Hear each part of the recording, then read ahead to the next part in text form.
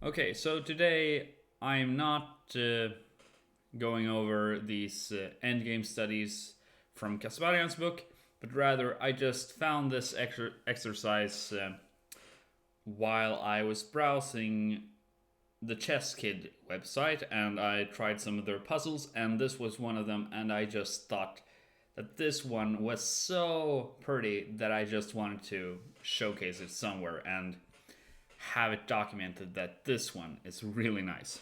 So, Chess Kid is a site for children, of course, learning chess, and I'm not very familiar with the site, but I wanted to see what kinds of puzzles they had, if they were all super easy or if the um, level of the puzzles varied.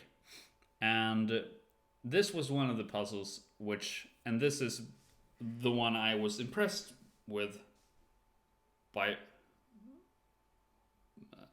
the most. This is a very good puzzle, in fact, and it's white to move, and you shall find the best continuation.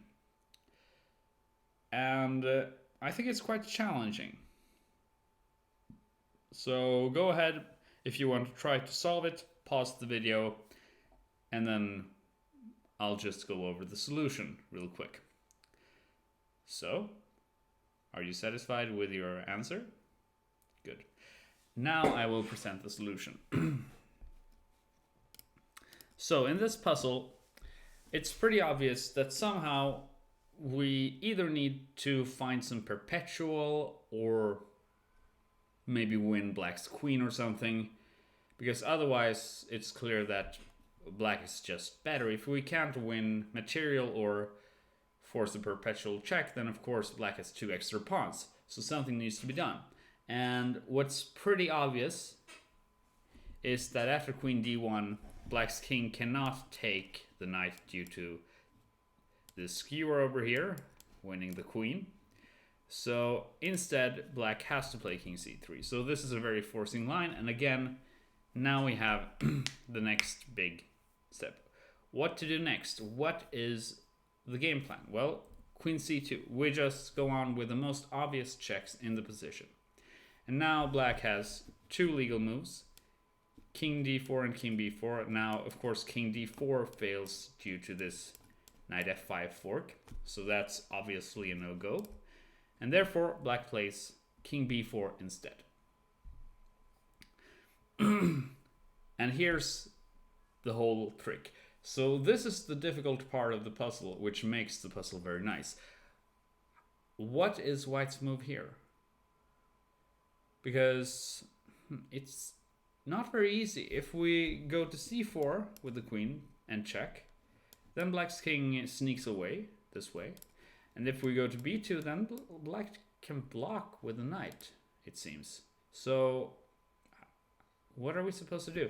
If we don't give a check, black is threatening to consolidate, or either maybe even just take the knight. So white needs to find something. And like a check like this, well, the king just runs away. So it's not very clear, or at least not immediately obvious, what the correct move is.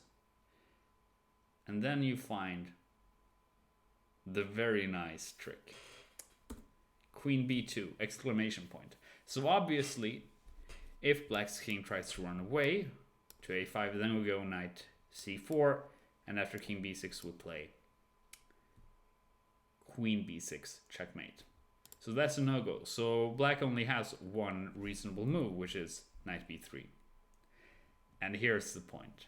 Now we play queen a3, check, skewering the black king and sacrificing the queen.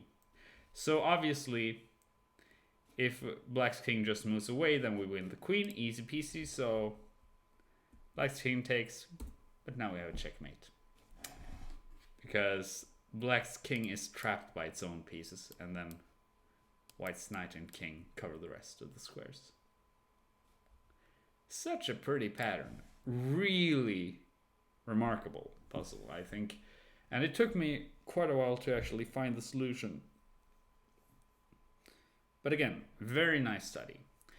In general, on Chess Kid, I found that many of the problems had multiple solutions, but only one of the lines was considered correct. So if you are considering Chess Kid, you should be worried.